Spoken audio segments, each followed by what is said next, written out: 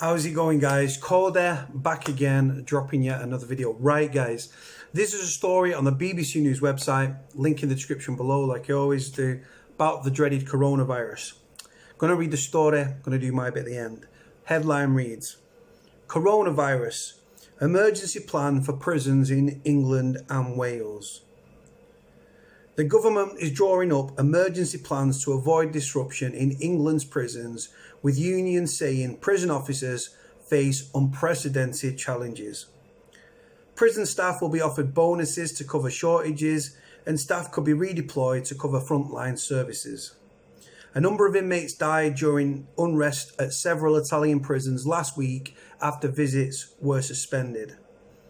The Prison Officers Association had compared conditions in England's prisons to those on cruise ships, and the Prison Governors Association has said cases of the virus are inevitable. BBC News has seen advice issued to prisons which says inmates who have had contact with a known coronavirus patient should be isolated in single accommodation. It is understood that plans are being drawn up by Whitehall involve communicating regularly with inmates, making sure that they can still have contact with their families, and providing extra materials like books and magazines to those isolating to avoid boredom. The possibility of designating other buildings as prisons to cope with pressures has not been ruled out. Senior figures do not believe large numbers of prisoners will have to be released to cope with any strain. However, there is a significant concern about the impact on older prisoners with underlying health problems. Ministers are thought to have ruled out releasing vulnerable inmates, most at risk, but the instinct in government is that they should serve their sentence. Now, so in layman's terms, what they're saying there, guys, the other day, there was Steve Gillen, who's the General Secretary of the POA, or the Prison Officers Association, was talking about an executive release order. An executive release order, in layman's terms to you and I, would mean that vulnerable prisoners, not vulnerable, I'm not talking about VPs, nonces and stuff and rapists. We're talking about vulnerable prisoners. So prisoners that are old, prisoners that are low risk, non-violent offenders that are category C, category D prisoners, right, that are in to alleviate the pressure on the prison system. And also because the fact is, everybody knows the reason that where they said there, they was talking about releasing elderly prisoners, right, that have got 10 years left to serve, or that are lifed off or whatever. No, right. Older prisoners with underlying health problems that are coming towards the end of their sentence, right?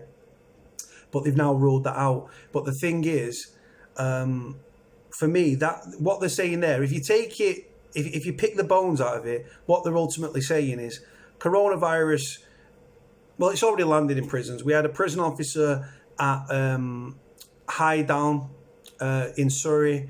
A prison officer tested positive. 4 prisoners that came into contact with them have been placed in isolation.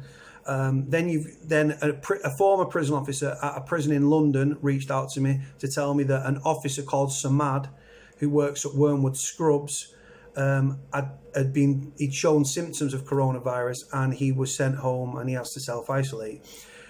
We just had a confirmed case at Strangeways, which I'm going to do after this video. A prisoner's been taken to hospital. Now, they don't take people to hospital willy-nilly, right? Now, he must be really, really ill for them to take him to hospital, right? Like I said, guys, and they're going on about, oh, we're going to do this and we're going to do that. And you can't, when it comes to isolation in prison, you're extremely, extremely, extremely limited.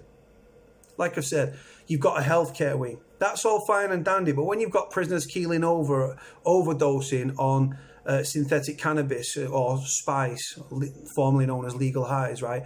And you've got record levels of violence and record levels of assaults and record levels of self-harm. Then once the healthcare wing's full, they can use the segregation unit. The segregation unit is a punishment block for those prisoners that have been misbehaving or violent, or they're using it for, they can even use the segregation unit for protection, as a protection for high risk like prisoners and stuff. Look at Tommy Robinson, when Tommy Robinson was in Belmarsh, and Ross Kemp went in, it was all over the television. Tommy Robinson, high profile, so they put him in the segregation unit. Again, protection, but it's technically a punishment block, so they could use that as isolation. Then they're going on that they've got to self-isolate in a single cell. Now, single cells, guys, there is honest to God, yeah, it's very, very, on a wing, you've probably got a very small handful of single cells, right? They're normally doubles, and those doubles should be singles, but they're not because prisons are overcrowded, right? So, but a single cell are saved for prisoners that are high risk.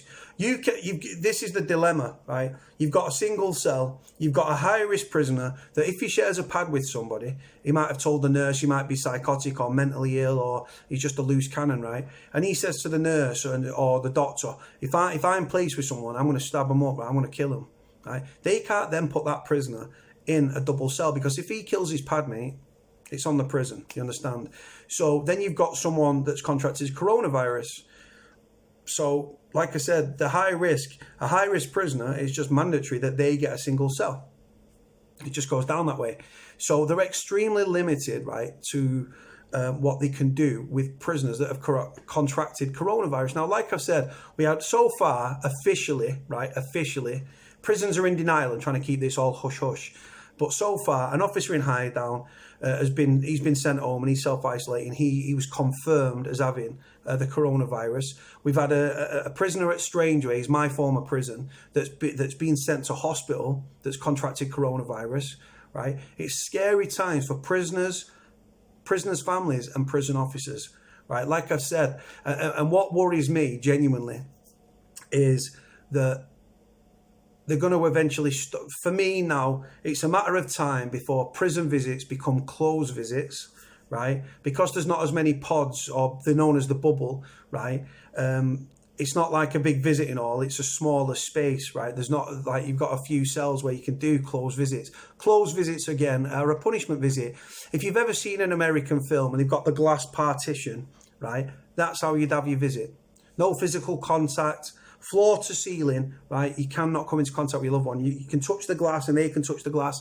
That is it. That's a punishment visit. Prisoners will not accept that. If you look at Italy, prisoners were killed and died and everything, right? Because there was prison violence, because prisoners exploded when they cancelled visits. The prison system and the Ministry of Justice and the Secretary of State for Justice, Robert Buckland QC, know what is coming with this. This coronavirus could cause a shitstorm. It could leave countless prisoners dead. Like I said, people say, oh, well, people get over it. Right. Prisons, when you go to prison, your life expectancy comes down.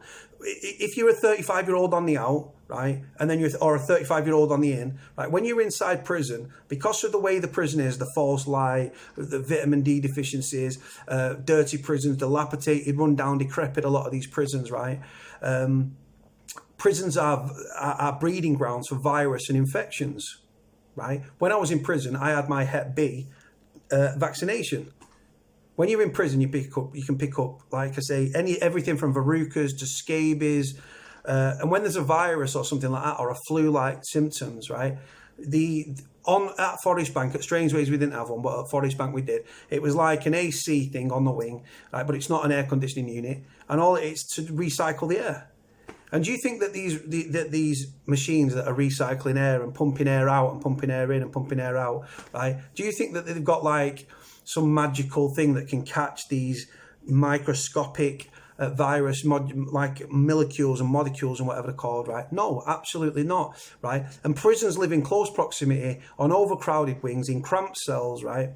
And once one prisoner gets it, bam. Look at Strangeways now. That prisoner's family, right, which I'm going to go on to in another video, that prisoner's family could have brought the virus in, prison officers could have brought it in, the prisoner could have been sent down, he could have carried it once he got into prison. It's an invisible virus, guys, and it's really scary, and it's a really scary time for prisoners, families, and even prison officers. Like I've said, prisoners are spending longer times locked up now because there are staff shortages. People are, like, obviously, prison officers and people are like, well, I'm not going in. They're still going to get paid, right? Apparently that's what's going to happen. People are going to keep getting paid, even though they can't go to work or they've been told to self-isolate.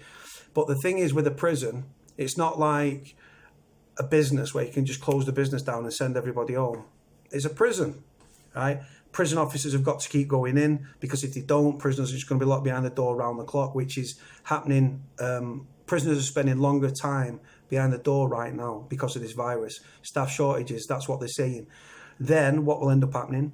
They'll end up putting prisoners on closed visits, or potentially stopping visits altogether.